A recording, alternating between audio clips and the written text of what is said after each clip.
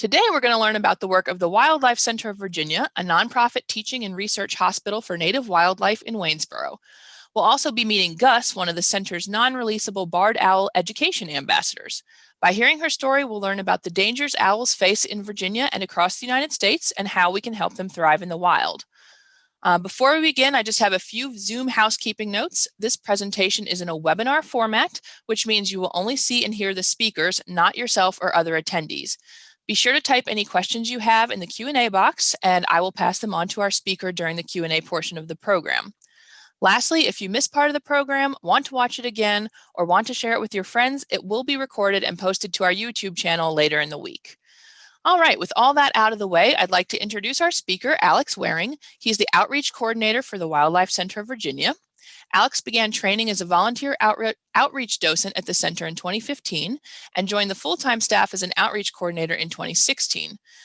As a member of the outreach department, Alex works to create meaningful and lasting relationships with the public in a variety of ways, such as presenting educational programs like this one, creating website and social media content, training volunteer docents, and providing care for the center's non-releasable education ambassadors.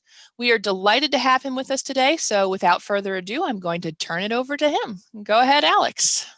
Hi, thank you so much for that lovely introduction. My name's Alex. I'm the Outreach Coordinator here at the Wildlife Center of Virginia. And as you just heard, we are a nonprofit teaching and research hospital for native wildlife. So sometimes I find that the best way to really, truly understand what we do as an organization is to take that, description and kind of break it down word by word or phrase by phrase. So first word up, of course, is nonprofit. While we are permitted through the, let's say now it's the Virginia Department of Wildlife Resources, that's legally how we're allowed to take care of wildlife. We are not a government organization. We're a nonprofit, which means that nearly 100% of our annual budget comes from donations and donations in kind. And we're also a teaching and research hospital. This is something that I always like to explain to audiences because it's something that makes the Wildlife Center kind of stand out compared to other organizations, because we're not the only people, we're not the only facility in the state of Virginia that is taking care of injured and orphaned and sick wild animals. There are actually quite a lot. There are other hospitals, there are individuals that are permitted to care for wildlife from their homes. But one of the things that makes the Wildlife Center so special is that our primary goal and our primary mission statement is not taking care of animals. Our primary mission statement is teaching the world to care about and to care for wildlife and the environment. So one of the ways that I achieve that in the outreach department is through programs just like this. These days, it's all virtual, it's all online. But in years past, we've spent a lot of time going to schools and other library systems, even some bigger events like the State Fair of Virginia, State Fair, to share the stories of our non-releasable education animals.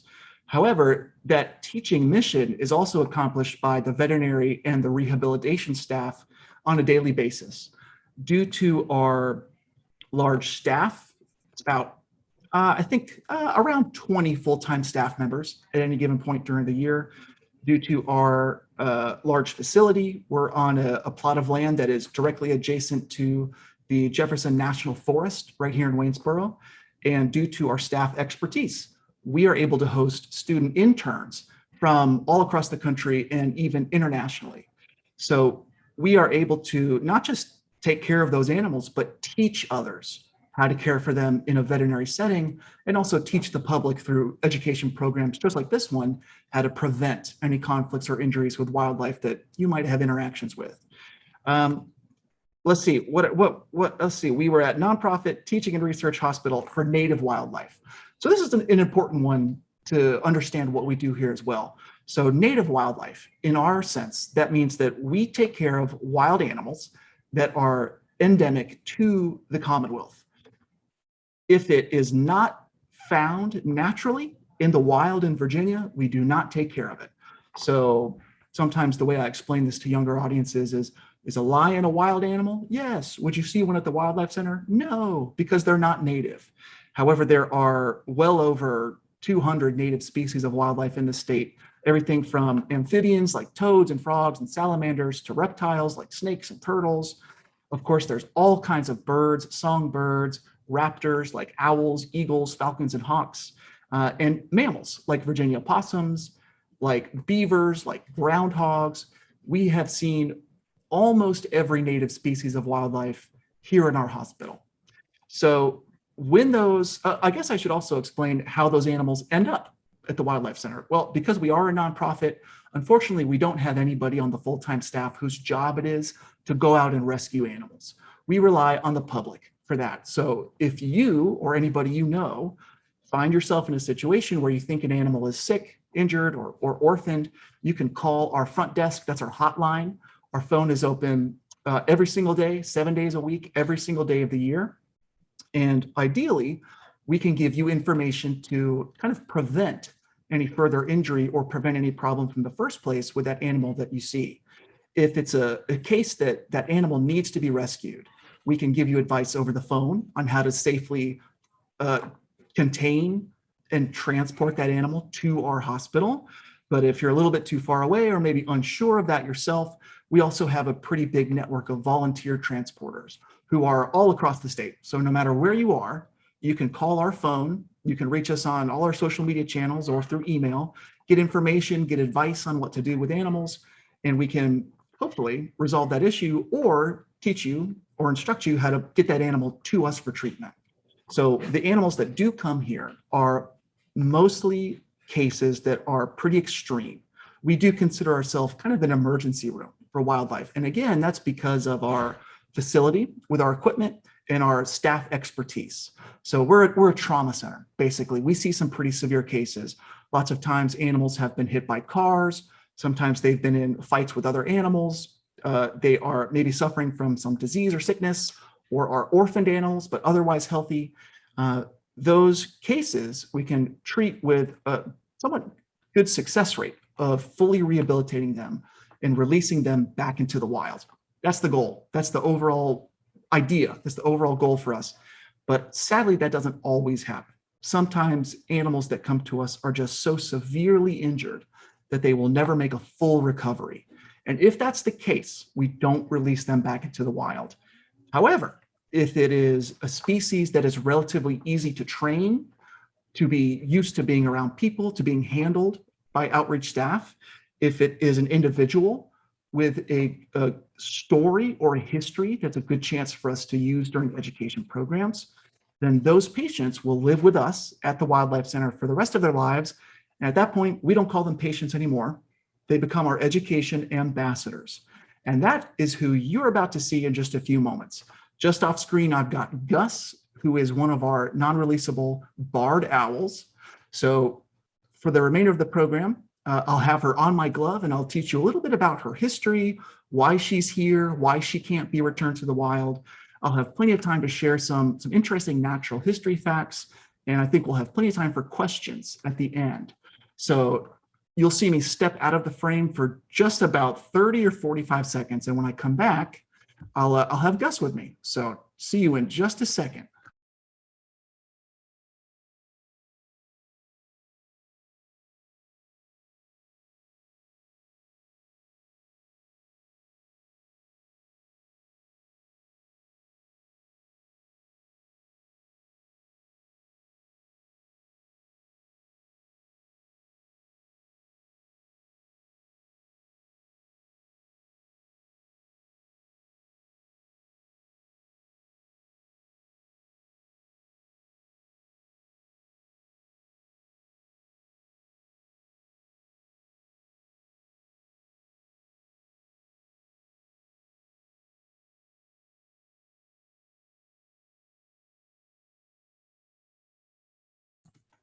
All right, that's always the hard part, is getting my headphones back on with one hand.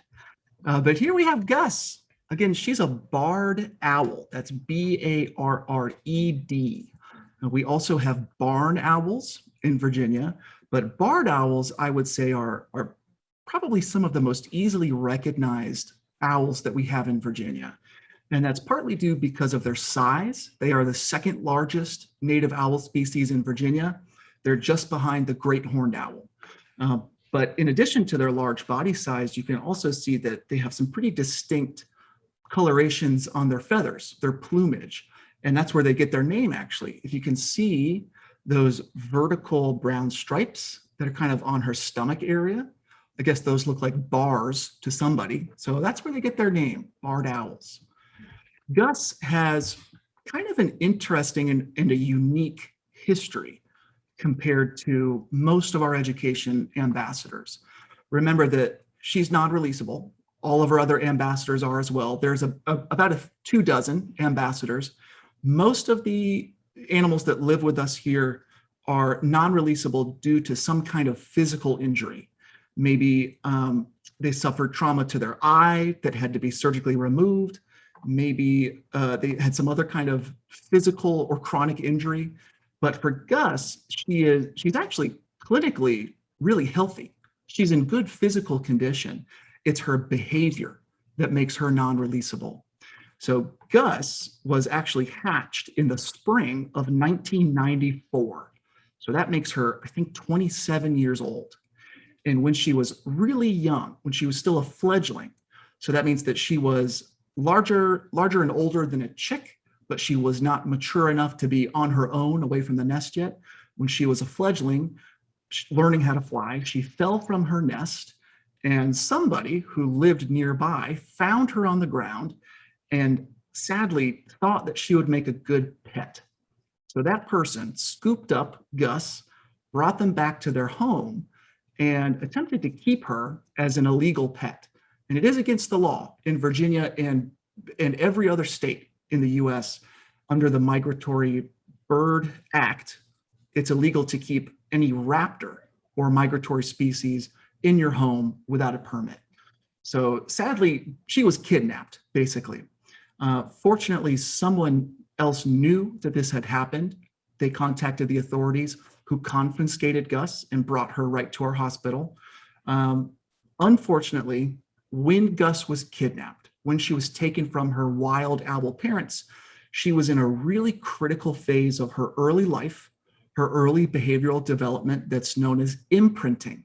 And you may have heard of this concept before. As far as I know, all bird species will go through this.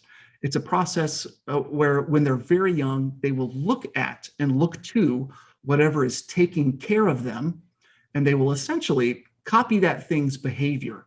And all the literature I've read suggests that imprinting is permanent and it's non-reversible.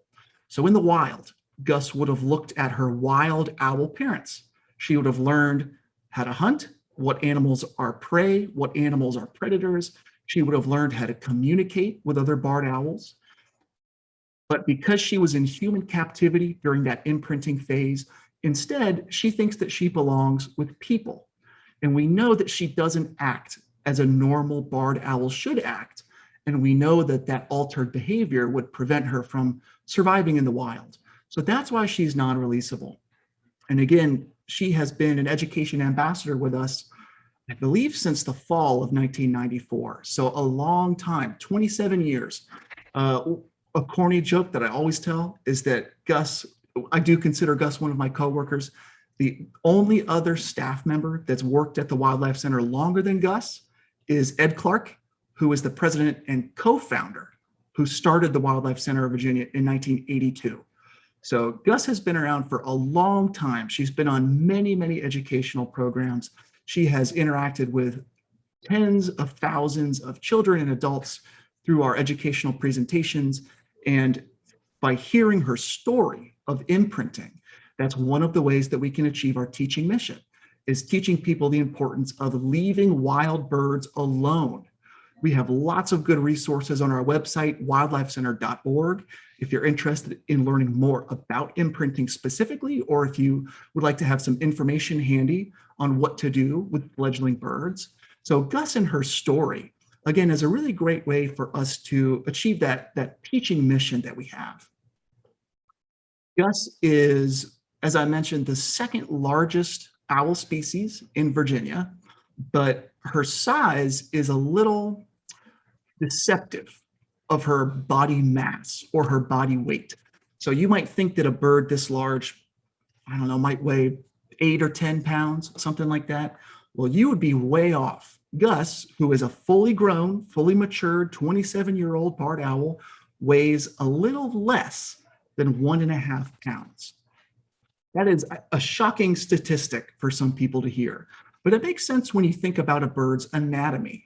So underneath all of those feathers, you can see that she has long primary feathers. Those are on the tips of her wings and her tail feathers.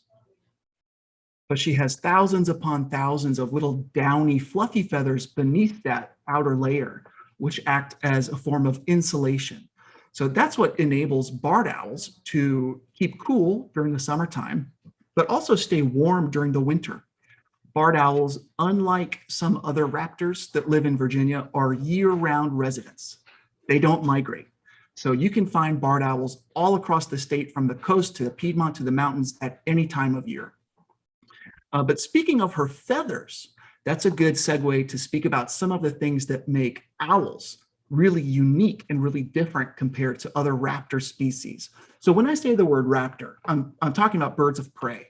Raptor actually comes from a Latin word rapare, which I think loosely translates to grasp or to seize, which is logical when you think about the way that raptors hunt and catch their prey. It's by using their talons. They have strong feet and sharp talons. That's their primary method of catching food. So raptors that are the most active during the daytime, we would refer to those as diurnal. Hawks, eagles, falcons. Raptors that are the most active during the nighttime, those are nocturnal, and those include owls. So a diurnal bird is built totally differently than an owl, a nocturnal raptor. Daytime birds are built for speed. They're fast flyers. Their wings are long and skinny in some species. They're fast flyers. If they're chasing down their prey, it's like a game of tag sometimes. But when it comes to an owl and their preferred hunting behaviors and hunting method, it's almost like a game of hide and seek. Owls are relatively slow flyers. I've read that a barred owl has a top flying speed of maybe 20 miles per hour, maybe less than that. But what they lack in speed, they more than make up for in stealth. And that's because of their specialized primary flight feathers. A daytime bird, a diurnal raptor, has very sleek, smooth edges to their feathers. But an owl, on each of their primary flight feathers, have little barbules that look almost like the teeth of a miniature comb, is the best way I can think to describe it. And those little teeth help to break up air currents and reduce the amount of turbulence that an owl creates when it soars and flaps and flies through the air. The less turbulence something makes, the less noise something makes. So while they are slow, again, for owls, the name of the game is stealth. Another thing that makes owls and barred owls unique and different compared to diurnal birds of prey are their eyes. So I think that's probably one of the most characteristic features about owls, are their really big eyes. And that can be pretty exaggerated in illustrations and cartoons and everything, but it's not that far off from the truth. If we had eyes that were the same size proportionately as Gus's, they would look like grapefruits sticking halfway out of our eye sockets. And that's what it actually looks like. Underneath her feathers, about 50% of her eye is sticking out from the eye socket. And that's not normal compared to other birds. The reason why they protrude so significantly is because they are so large in size that they just take up a lot of space in their skulls. Their eyes are so large, in fact, that there are no muscles attached to their eyeballs.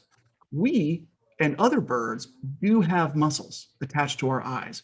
So if we wanted to look in a different direction around the room, we could keep our heads perfectly still, look right, left, up, down. We can look all around, and we don't have to move our heads a single inch.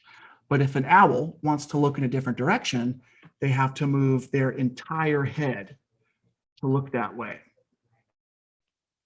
Okay, it looks like we've lost Alex, but hold on for just a couple minutes because we are going to try and get him back online here. So just give us 1 second here. Okay, it looks like we have Alex back. Alex, can you hear me? Yes, I can hear you. I'm not. All right, we lost you there for a minute. I'm so sorry about that. I'm not sure what happened. My computer just totally froze. So now I'm speaking to you from my phone. All right, well, this is modern technology. Welcome to the COVID world. So you were in the middle of telling us about her being, oh, we lost you again. Oh, there you are. You were in the middle of telling us about her turning her head so that she could use her eyes. So I'll leave you there. That's right. So I was just telling you guys about how owl eyes are so large that they don't have muscles on their eye sockets. So you may have heard that it's a myth that an owl can turn its head all the way around. Well, that's not true, but it's pretty close. An owl can rotate its head about 75% of the way around, so 3/4 of a circle. And they're able to do that thanks to specialized vertebrae in their necks. I believe that humans, we have 7 vertebrae. Owls have 14. So twice the number of bones, twice the number of joints make them extra flexible. And that's how they're able to rotate their heads so far. So we talked a little bit about owl feathers. We talked a little bit about owl eyes. And I think another kind of interesting thing to think about when we talk about barred owls and what makes them special and unique are their feet. So all birds, now this is going to be tough because I'm holding my phone with my hand and the bird with the other hand, so I'll do my best. But think of a red-tailed hawk. They have 3 toes in the front, 1 on the back, so 4 digits in total. Owls also have 4 digits. They have 3 in the front and 1 on the back. The difference is an owl is able to rotate their outermost toe 180 degrees so that they can crush with 2 talons from both sides. That gives them an incredibly strong grip strength and gripping force compared to other birds. Another good example of a bird that has that arrangement of toes are woodpeckers, which makes sense because they spend a lot of their time perched vertically on tree trunks.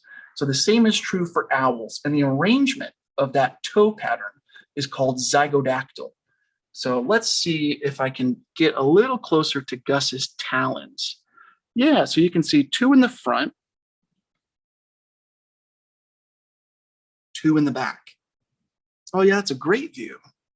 And you also might be able to see what looks like a black string or a black rope that she's kind of got clutched in between her feet. That's part of her handling equipment. So at all times, Gus has leather anklets around her feet and those nylon straps that we call jesses. And those are what allow us to secure her to a handling glove. And you can see kind of wrapped around my fingers is what's on the other end of those jesses or those nylon straps. And that's temporary. That leash is what we call it, only comes out and is only applied when they're on the glove going somewhere.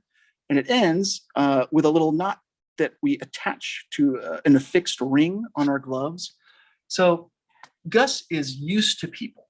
She is habituated to people.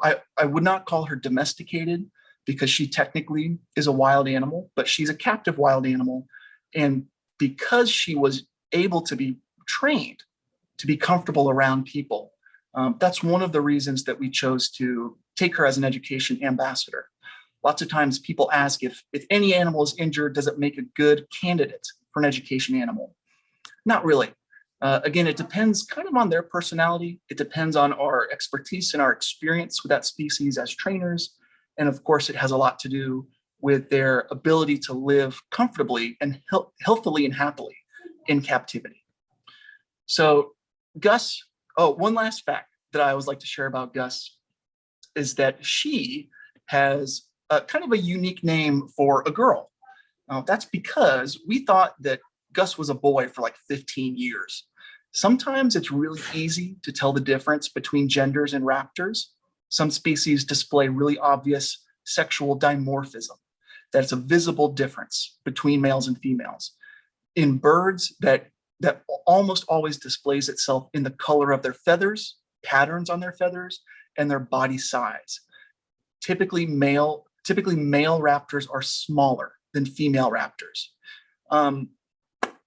With some species, though, it's a little difficult to know for sure.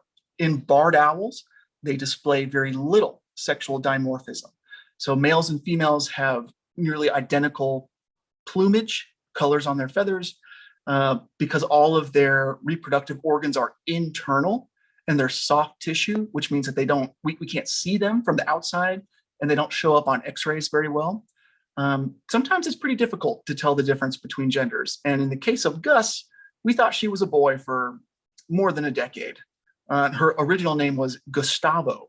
However, some years back, we were able to, through a donation, able to do some genetic testing on all of our current education ambassadors at the time.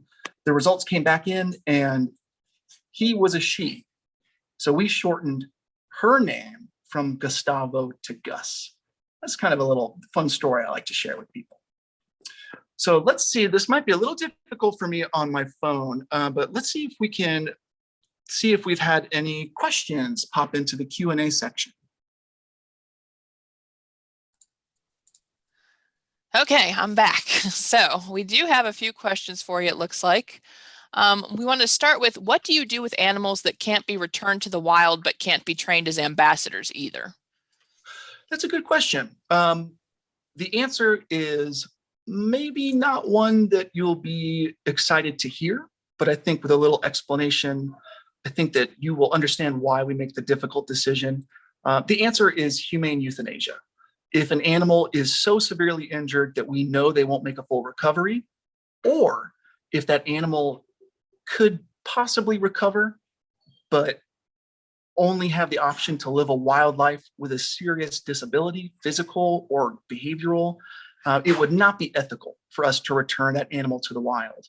So because we are a trauma center, we are an ER center for wild animals, a fair number of patients, their cases do end in humane euthanasia, which again, I think is a little sad for some people to hear, but by its very definition, euthanasia means good death. So I think that when it comes to caring for animals in any capacity, whether they be wild patients that we see for just a couple of days or ambassadors that might live with us for 27 years, the priority for us is their ethical well-being. So I hope that answers your question. I mean, it certainly sounds like better than a starving to death or being hit by a car. So I would say so. Now it looks like we have a 5-year-old with us wondering if the owl has learned how to hoot. Ooh, so yes, and we didn't have to teach her. She hooted all on her own. So barred owls are also pretty easily identifiable by the call that they make. You may have seen this written out somewhere, that I guess the pattern of their hoot sounds kind of like is as if someone was saying, who cooks for you? That's a barred owl. So I'll try to do an impression. I'm not very good, but a barred owl sounds a little bit something like this.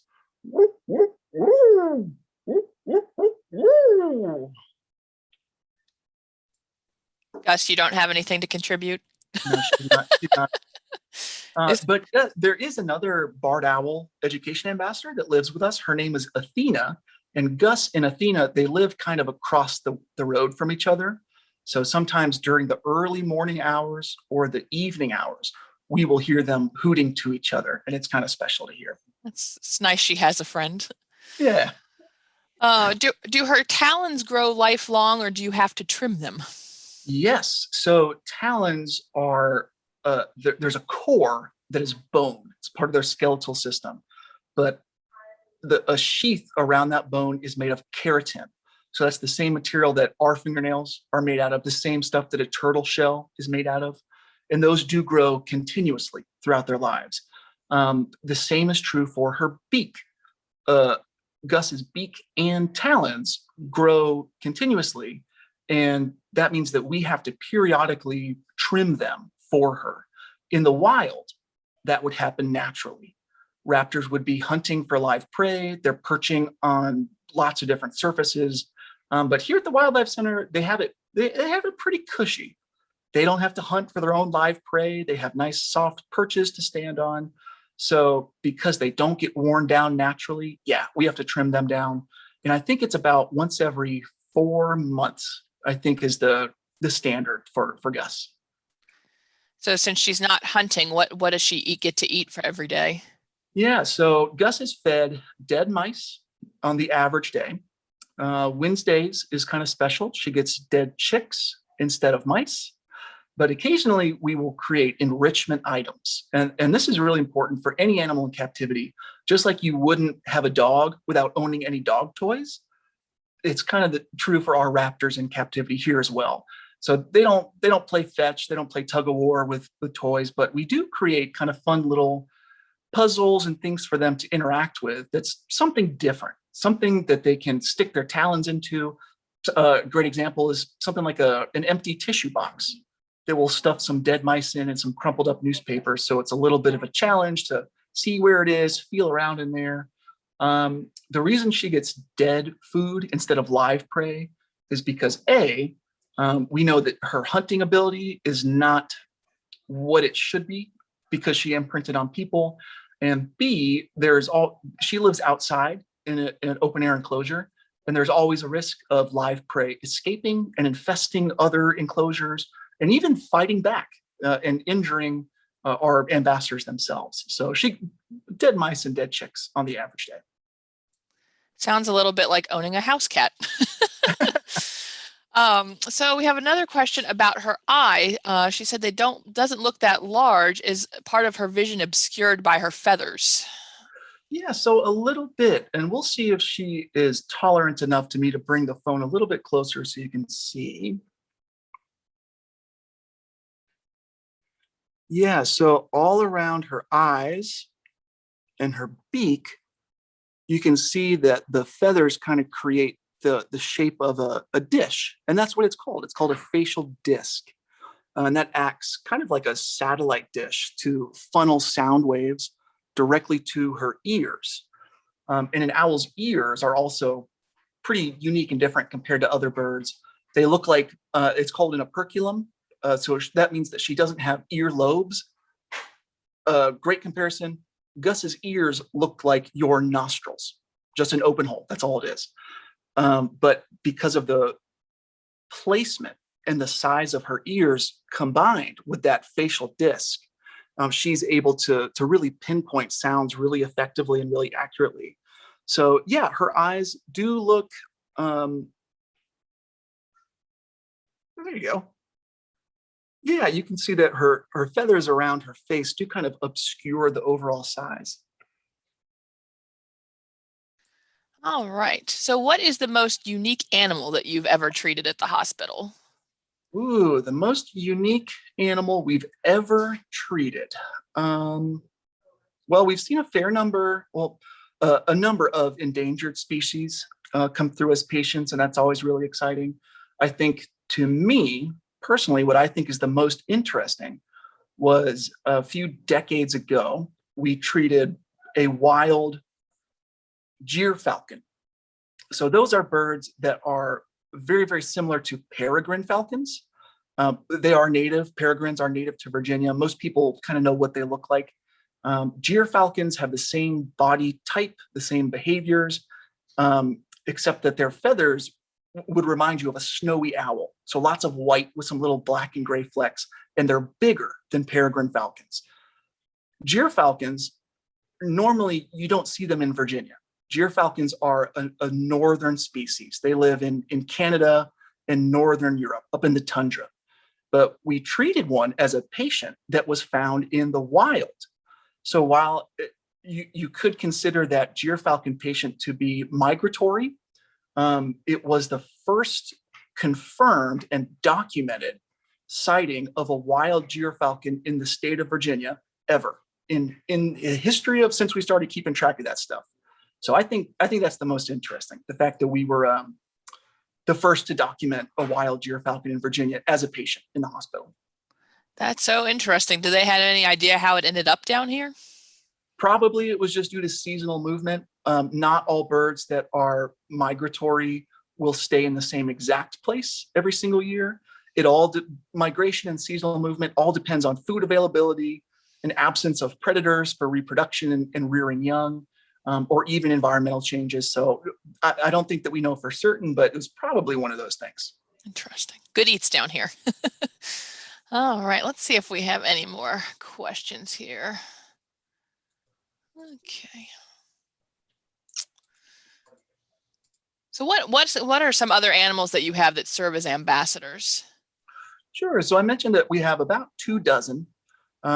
There are a number, I'll go from little to big. We've got a few woodland box turtles. We have a number of snakes, including hognose snakes, eastern rat snakes, and even a corn snake. Moving up in size, we have two Virginia opossums, which are always great. Those are really fun to use on programs. And then when it comes to raptors, we have an American kestrel, who is really small, about the size of a 12-ounce soda can. Some barred owls, let's see, three red-tailed hawks, and we have a gyrfalcon, which I was just speaking about, and one bald eagle, and that's Buddy the bald eagle. So quite the range, I would say, of species in both size and species types. So do you mostly seem to get birds, or do they make the best ambassadors? Yeah, that's a good question. I will say that birds are, again, one of the factors that we consider when it comes to potential ambassadors is our ability to train them and their ability to respond to that training. So for raptors, generally that is easier than it would be with reptiles, because raptors are really food motivated. If you're training your dog to sit or shake or stay or whatever, you use treats. You give them a treat when they do the thing that you want them to do. It's the exact same thing with Gus and with all of our other raptors, except instead of dog treats, it's chopped up mice. So when they perform a behavior that we shape or that we request of them or help them kind of get to, we immediately reward them with a little piece of food. And that's a great reinforcement, because while I do think, in my personal experience from working here, I think birds do have personalities. They certainly recognize different humans. They can differentiate between people. But kind of a common thread is that food is always like their most favorite thing. Eating is really high up there on the list of things that they like to do. So that makes it a little bit easier to train food motivated animals. Take, on the other hand, a snake. A snake eats in the wild one meal every 2 or 3 weeks. So we don't really have the option to give that immediate reward in little chunks. Reptiles and opossums, it's a little bit different in the training method, but yeah, it's true that we have more raptors than any other kind of ambassador. All right, I'll give you a kind of deep question. What do you see as the state of conservation in 5 or 10 years? Ooh, my gosh, the state of conservation in general worldwide. Maybe at Well, least in Virginia. in Virginia, yeah, I think that something I've noticed is kind of interesting and, to me, uplifting. It makes me feel hopeful, is that even though there are more distractions for young people, especially, than there ever have been before to stay inside. Electronic entertainment is getting more and more fun each year. The internet is more accessible, smart devices, TV, movies. It's really easy for kids to be entertained inside. My concern and my worry with that is that the upcoming generations might feel less connected to the natural world. And when you feel less connected to something, you're less likely to want to protect it or want to help it. However, from doing programs just like this, especially in person, seeing young people, seeing their eyes kind of light up when they see Gus for the first time, or when they see a snake for the first time, while they might be have lived in Virginia their entire lives, there's a chance that they've never seen these animals up close, face to face. So being able to see their excitement and hear their questions and their enthusiasm, that makes me really, really hopeful for the future. So I think that in the next 5 years, when it comes to conservation in Virginia, I am hopeful, because I guess the other side of the coin when it comes to electronic entertainment and the internet is that information and stuff like this, like we're doing right now, is more accessible than ever. So it's a tool. And I think that to make sure that conservation is possible and is successful, we got to get with the times. We got to go where the people are. And that's these days it's online. So is Gus usually this calm, or does she have Zoom fatigue like the rest of us? No, she's actually usually this calm. Certainly in the wild, barred owls would be kind of sleeping during the day, or if not asleep, at least resting. Gus, she has kind of adapted to be a kind of a daytime bird because that's when her meals are delivered. There's no one here at midnight to drop off her food, but also there's quite a lot of activity going on. Her enclosure where she lives is behind the wildlife center, and many people, staff members, are walking past to go work on patients. I'm walking back there to work with the other ambassadors. So she definitely is used to people. She's is used to being on the glove. But I will say that, this is normal for her. But she sometimes can look a little bit grumpy, but she's not. It's just the way she looks. All that eye blinking, I think it must be time for her afternoon nap. So I think we've kind of reached the end of our time here. We want to make sure Gus gets in her rest this afternoon. So thank you so much for joining us. We had a really great time, and everybody, like I said, everyone come check out the rest of our programs. Visit us on our website to find out more. Visit the Wildlife Center's website if you want to find out more about their programs. Thanks again, Alex, and thanks again, Gus. Thank you, guys. Bye. Bye-bye.